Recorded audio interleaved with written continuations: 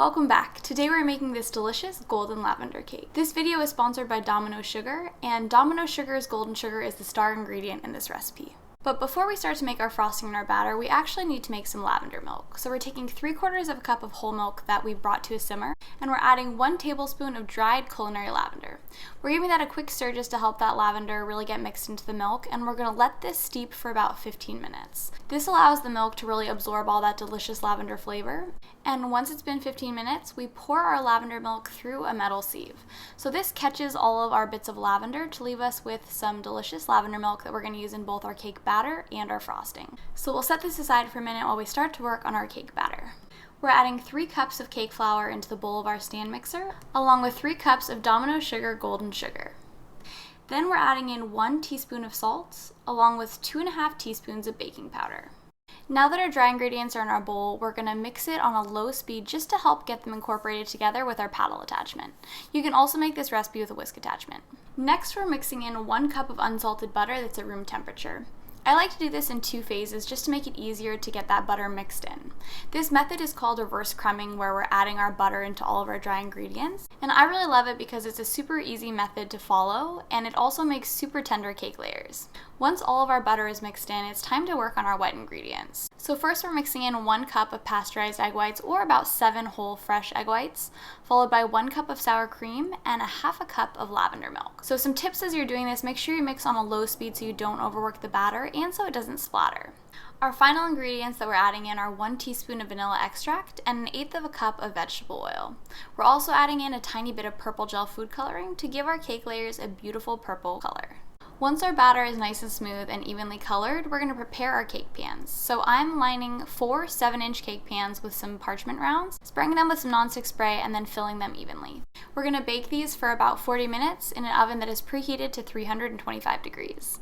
Next, it's time to make our golden lavender Swiss meringue buttercream. We're adding 7 fresh egg whites into the stand of our mixing bowl, along with 2 cups of Domino sugar golden sugar.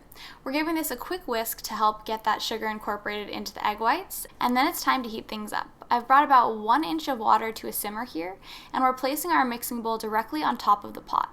Then I'm continuously stirring this mixture for about 3 minutes until our sugar has dissolved. There's 2 ways to know if your mixture is ready. You can either take a little bit between your fingers and rub it, and it should be nice and smooth with no sugar granules, or you can use an instant thermometer, and you want your mixture to be at 160 degrees Fahrenheit.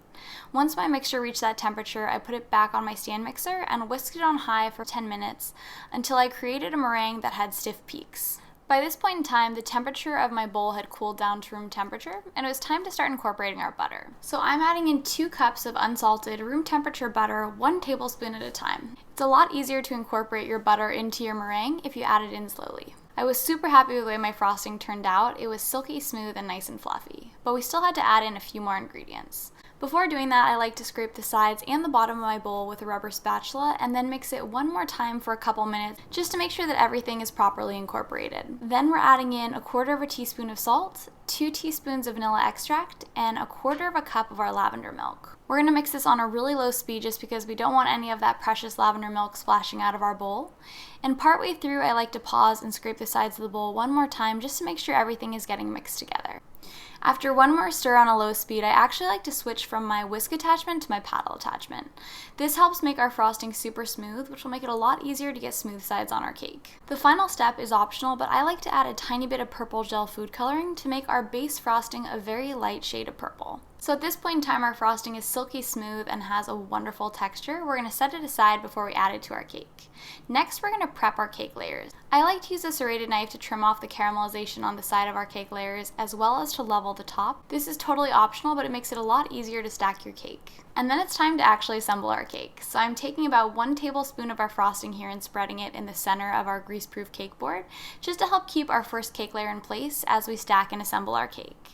I've added a generous layer of our golden lavender Swiss meringue buttercream onto our cake layer, and I'm smoothing it using my large offset spatula. So I'm repeating this process as I work my way up the cake, and you can see this frosting is just so silky smooth and wonderful to work with.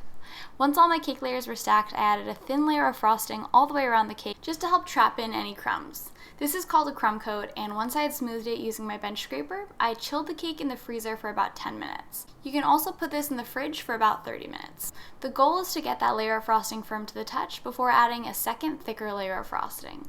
I like to start by adding a lot of frosting to the top and slowly working my way down the sides. Once I had evenly covered my cake with this next layer of frosting, I smoothed it using my bench scraper one more time and then used my small offset spatula to clean up that top edge. I chilled the cake again in the freezer for about 10 minutes before adding on some green buttercream around the base. I divided my remaining frosting into 7 bowls and colored it 3 different shades of green, 2 different shades of purple, a pink, and also a yellow. So I used some small piping bags to pipe grass along the base of my cake, and then I piped some longer stalks up the side of my cake to be the lavender. So I'm using my darkest shade of purple here and piping just some tiny little dots on top of that green frosting to look like lavender. And then we're using our remaining frosting to pipe some wildflowers into our grass. So I'm making kind of a spiral motion with my frosting, and I'm not being too precise with this because in a minute we're going to actually fill the center of it with some yellow frosting. As I do this, I also like to swirl just so it kind of blends together and almost looks like a painting. And just like that, our golden lavender cake is complete. So now it's time to cut in and do a quick little taste test. So of course I had to use a matching purple knife, and I'm happy to say that this cake tastes absolutely delicious. The lavender mixed with the hints of molasses from the golden sugar are just to die for. You can learn more about Domino Golden Sugar by visiting www.dominosugar.com. Thanks so much for watching. Hopefully I'll see you again soon.